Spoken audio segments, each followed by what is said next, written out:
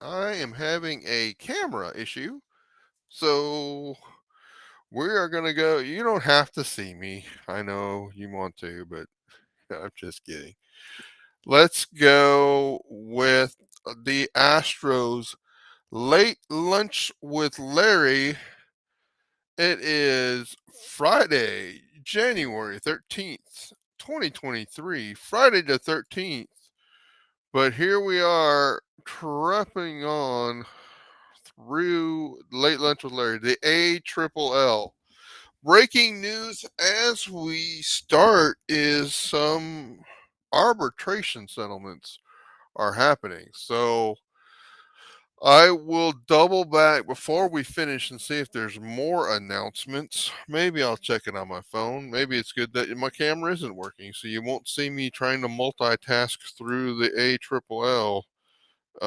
But guys, it's been a relatively slow week with a quick flurry of finish here on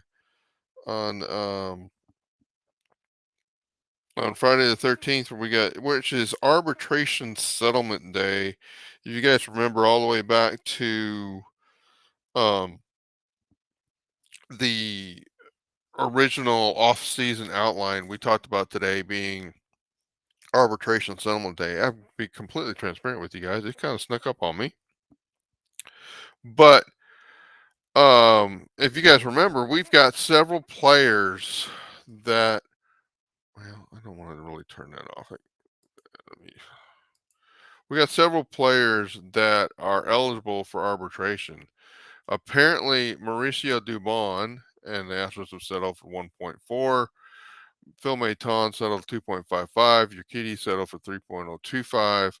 And Blake Taylor settled for 830,000 a year. I guess some people weren't even aware that some of those players have been offered arbitration. We got a few more. We should see a Valdez. We should see a Tucker. Some more interesting ones yet to come. Hopefully, we won't have to do arbitration with them. But if that is the case, we shall see. Let me see if I can. Yeah, there we go. Jump right here. We got Stanek still, Valdez, Tucker, Javier also. So there's where you should see, and it doesn't look like they've got the Taylor one in there. But okay, so that's the roster resource page that I like to reference to. All right, and as Chandler Rome said this really well, it's arbitration salary exchange deadline day. Taylor's one of the Astros 8 arbitration eligible players, along with Stanek, Maton, Valdez. There you go. Tucker, Dubon, Urquidy, and Javier are all on the team next year, no matter what. Today just determines their salaries. So I guess some people, and people have been telling me, like, the Astros should cut Dubon, and I keep telling them, well, they've already agreed to arbitration. So now you know that cutting Dubon would cost the Astros 1.4 million. Now that's not necessarily impossible. I mean, you could trade them now that you've got them reached a settlement, but I don't, let, let's just saying they're going to cut them is not going to happen. All right. Also in the news, I'll say everybody is throwing around projections. Some people have gotten a little upset with some of the projections they've seen. Guys, don't get upset with projections from sources that are just throwing out their blind opinions.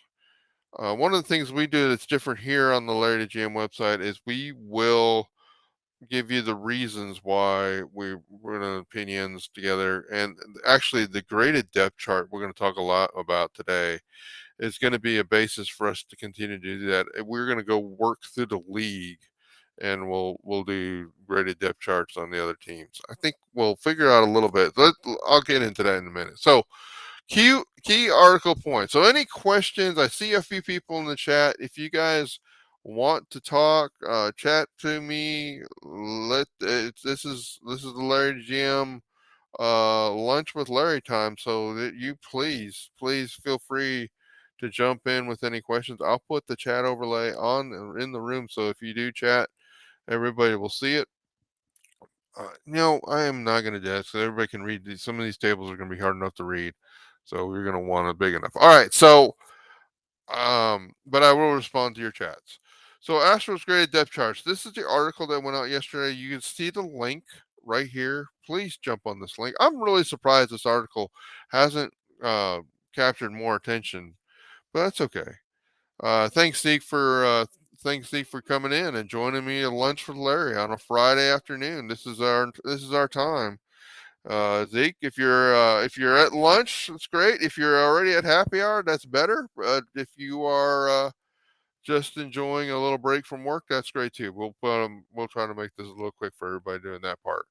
Let's focus on the conclusions though from this article. Maybe the description of the methodology a little too much, but here's the my football depth chart for the Astros position players. When I call it a football depth chart, like this is like the five deep. Okay, guys, who's the starter, who's the backup, who's the alternate backup in each one of these positions, and then who are the first two coming in from minor leagues. Full transparency, I'm not going to do all these levels for the other teams. I'll adjust the scoring, comparative scoring I do. I'm just going to do the top three. I'm not going to try to dive into the minor leagues of every other franchise and tell you what they've got. So, but it helps the Astros fans to understand kind of who we've got in the minor leagues and where they would position what they would project as far as projected OPS. That's the other thing I'll say about this. This depth chart was based on projected OPS. I'm also working on another article we'll talk about before we're done, which is based on WRC plus. I may transition to just do all of these on WRC plus. If I do, you'll see a revised Astros version. But one of the reasons I like that is that comparing across the years, which is something I am working on. So some things I think you would be surprised, and I already got a little bit of feedback. Like Larry, why is Pena a C in this? Or why is he getting a C? Well, by his projected OPS is 715. By the scale that's in that article, you'll see how it plays out. He's projected. He hit 715 in 22. He's projected at 710 OPS in 23. That's basically that is spot on average OPS. Um, and then McCormick, I career OPS 751 hitter. The projection systems don't like Chas McCormick as little. They like him as little as Dusty Baker apparently liked him at the beginning of the year. So I don't know. I don't know, guys. I don't know why the projection systems have him as 60, 88. I'm just. This should be validation. I'm not throwing my opinions in and my methodology here. If that's what the projection systems say for Chas McCormick, well, that's a C by the scale. That's how we're projecting him. That's not what the 22 performance is for either one of those two players, honestly.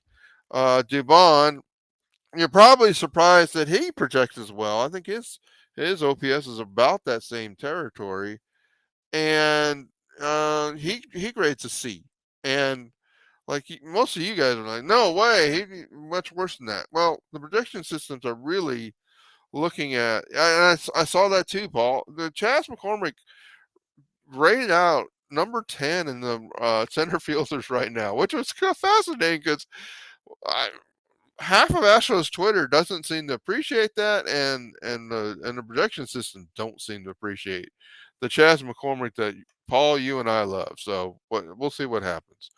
Um, so Dubon projected to perform more like he did in 19 and 20, and not like he did in 22. The other things I'll say and note: Hensley giving a B-level utility performance at both first, second, shortstop, third, and maybe he could do it. Maybe he could go in left field as well.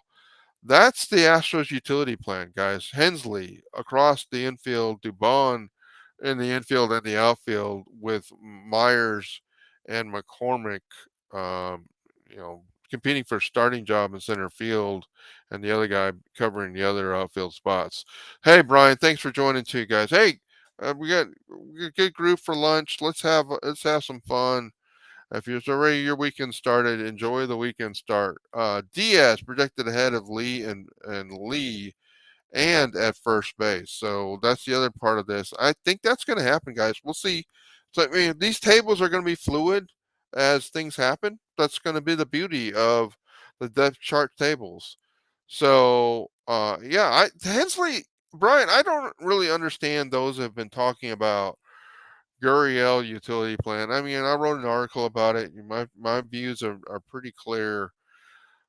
People are not going to like the dynasty the year the Astros team comparisons I'm doing when it comes to Gurriel in 22. Just letting you know. All right, let's talk about the pitching table, guys. Pitching depth chart. This is where they project the pitching staff, and I bet most of you guys are going to be surprised that the pitching staff doesn't project better by the grade. It's my grades applied to their projections, like, and my grading system is going to be the same for every team. But guys, this is where we are, and the starting pitchers great project to a B. Our bullpen's still going to be very good, but probably not as good as some of you expect. Montero taking a step back, Nair's taking a step back, Stanek taking a step back. That's what the projection systems project. You can see the top prospects in the loop where they could fit in, and this is based on projected FIP.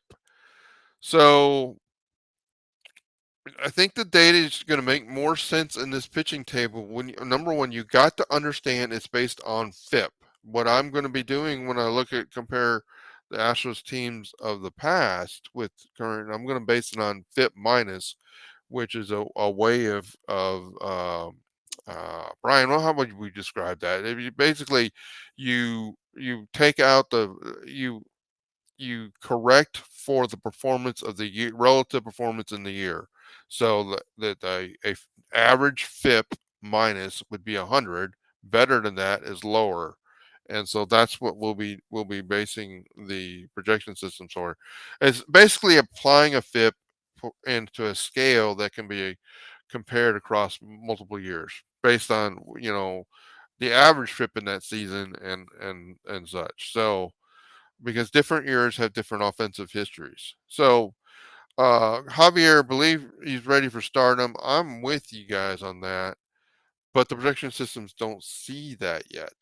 And Montero, I agree with the algorithms. They not be as dominant as he was in 22. And just understand these are FIPS, and if you want to see what I'm talking about, you'll see the some of the FIPS in 22 weren't as good, and that's where you can use the FIPS to kind of predict future performance. So the pitching staff will miss having an ace. So what I would say about this, the pitching staff is going to miss having an ace, and then Brown. Get ready, guys. Brown. I'm going to call 2023 season is the year of Brown. How about that? Let's just start calling it that. All right, Zeke. Zeke said, "I'm gonna." Zeke, you said I like Hensley, but people are very optimistic about him, including me. He had a tiny sample size. It's not, yeah. So Zeke, it's more than just that sample size. I mean, it's a little bit of the. He really has done well at AAA. He's been there for 450 plus, something like that, around 450 plate appearances. So there shouldn't be much surprise with Hensley. Now, I don't predict Hensley is going to be a superstar, but Hensley being a good solid B to C performer across your that's a pretty good valuable bench player.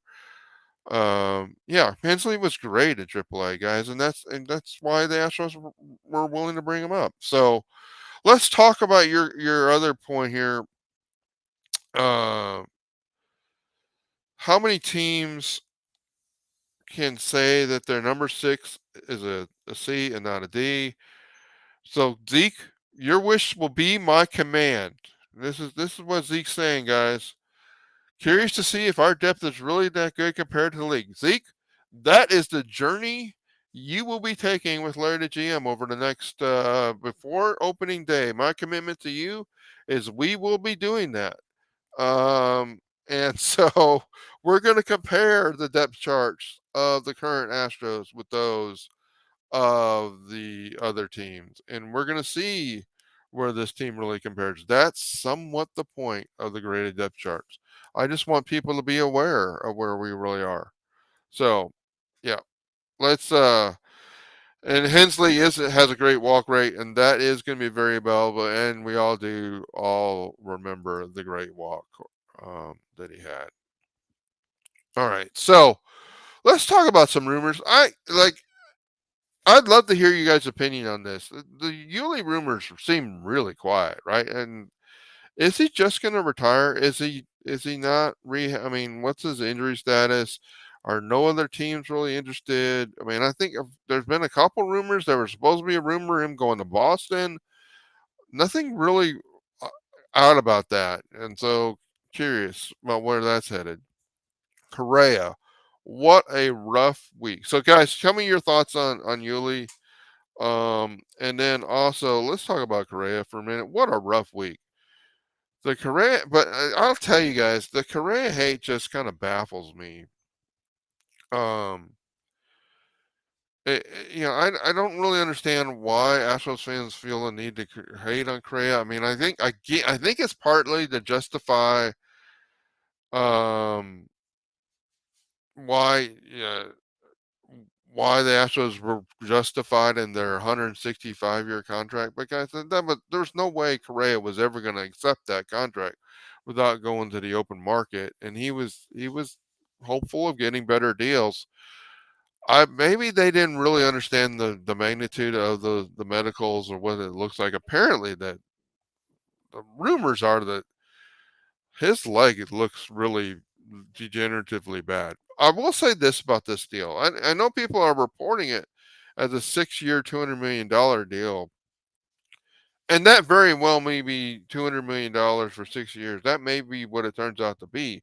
But there are ways in that deal that Correa gets to get the 270 million in 10 years if he's able to play, if he stays healthy. All right, so let's look at the comments. I hope Yuli plays for someone next year.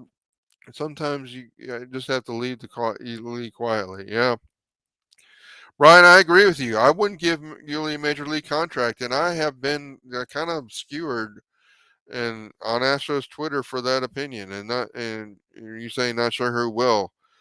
Um, yeah, and the contract from Astros Korea was designed to be rejected. It was a complete space saving move, and I think a lot of the PR that's out now or is like the see we were justified in our offer to correct. That deal was never justified in the open market. Zeke, Yuli's Cuban connection is highly valuable.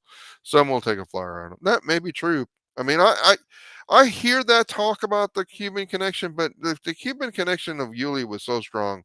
Why couldn't the Astros get his brother here? That's my opinion on that. All right, let's talk about a couple other things. Astros versus other teams positions. And Zeke, you asked for it. This will be where we're going. This is where the great graded depth charts are going. We will be comparisons from now to opening day. I'm going to work on my formatting for that because I'm not real. The way the Astros graded depth chart is built doesn't really lend itself great to comparisons, but we'll get there. We'll have something that we can compare as we go through other teams. We'll look at their top three position by position, their pitching staff, probably their top 6 or 7 in the starting pitchers, and then their probably 7 to 10 relief pitchers. So what I have been doing is I've been doing the dynasty comparison. I've been looking at that's exactly what I've been looking at. The top 3 players at each position and then the top 7 starting pitchers and the top 10 relief pitchers. And building a grading scale on that and weighting those a little bit differently in order to get a comparison. I don't want to share that data quite yet, but basically I've looked at the Astros from 2017 to 2022. I had a very strong opinion of what the best team of those teams was. And my grading system gives me a different answer. I will tell you this, the 22 team was not the best is not the best Astros team of that era. It wasn't even the second best, and it's close to not being even the third best, but it's the third best. So we're gonna see what the greatest team. Paul, I'm not gonna tell you quite yet, but that was that might have been my opinion too, Paul. But that's not the answer coming out with. It's really, really, really close between the top two. Really, really close. So we'll see. We'll see. I may have to like have a conversation myself with the scale system is, but it's really close. All right. So other questions. Let's chat it up. What are questions? What are the chats we'd like to have? We're at the 20-minute mark. We can take the next 5 minutes or so. Open questions, open chat on the Astros the week. This is your time too, guys. Where do you want me to go as far as the website? What are you interested in? Let's have a little bit of chat. Any other thoughts or questions about the Astros this week? I need to give everybody a warning to like, hey, get your questions in. While I'm filibustering, let me go ahead and say this. Hey guys, please join the YouTube channel. Please subscribe to the YouTube channel. Please like the video. I'm trying to build the YouTube channel, guys, and it'll help if you do those two things. Like the channel, I mean subscribe to the channel, like the video. That'll definitely help. And also I would say uh join the website, guys. Subscribe to the website so you'll get notifications when I put something out.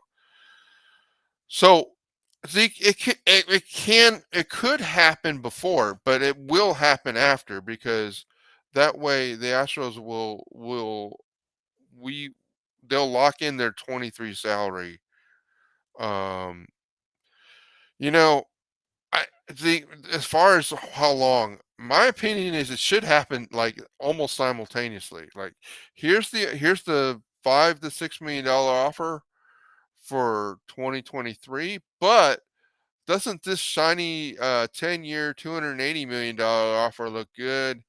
If you sign on document one, then document two can be yours, and document two comes with a $20 million signing bonus, such that you're making $26 million for the next 11 years. That's the way I'd look at it. I don't. Those numbers aren't exactly right, but that's the way I would look at it. And Brian, I don't expect that the Astros will give Tucker a 10-year deal, but that's what I expect he's looking for. And given the current market, that's what he will get in a couple of years when he goes to free agency. So if the Astros don't give Tucker what he wants, then you might as well prepare for Gilbert and some of the other draft picks to be in the outfield. Right. Crane doesn't do deals longer than 5 or 6 years. Paul, we were lucky with pitcher health last year. Probably won't happen again. So we have to look at the depth of both starting pitchers. Exactly. We were extremely lucky with pitcher health last year. Part of that is because, Paul, we have a lot of young pitchers, right? I mean, we're going to have Valdez being like the oldest pitcher on the staff, right? And so, oldest starting pitcher on the staff. Some of the relievers are a little bit older, but um, Naris, Presley, Montero, a little bit older. This will also be known as the year of the Presley and the year of Abreu in the bullpen. But yeah, and and to be honest with you, Paul, I'm a little worried about if we have to go down. I have some confidence in France and Dubin, but I mean, we're going back to Belak to being a starter. If we have to go to the seventh starter, if we have to go to Dubin, France, a lot of teams will use 9 to 13 pitchers, starting pitchers in a season. If the Astros get into that, it could be problematic. So that's one of the reasons for the depth chart to be thinking through that. Um, and the Astros gave Blake Taylor arbitration. He's got a 830,000 settlement, Any other were there any other announcements on the arbitration, guys? Can you just tell me so I don't have to like give people wild like make the screen go crazy? Are there any more arbitration announcements from the Astros? I'm looking as we speak.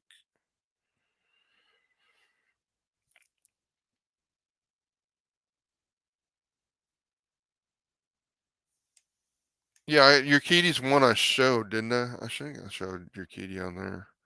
Urquidy 3.025. Is that the last one still? Okay, 51 minutes, Urquidy. That's the last one that Maton, Urquidy, Taylor, and Dubon are the ones that were announced by or were reported by McTaggart as of 51 minutes ago. So we'll go with that. You be looking for the Tucker one is the one that's going to Tucker and Valdez are the ones that are most interesting to me, and either one could lead to a longer term deal coming out almost simultaneously. Javier, very interesting, same reason. Uh, if I were to prioritize the long term deals, I would say Tucker and Javier would be my number one and number two. And then you have to think about Valdez. I don't know if Valdez gets a long term deal with the Astros. To be completely transparent with you guys, you just may go to free agency and they'll take it from there. All right, guys. Anything else before we are done with late lunch with Larry, Friday the 13th edition? Let's see what happens in with the arbitration deals. More to come today. Please jump into that graded depth chart article. Let me know what you think. I love to hear your comments. And once again, please like the video, subscribe to the channel, and subscribe to the website. All right, guys. Thanks for your time. Have a great weekend.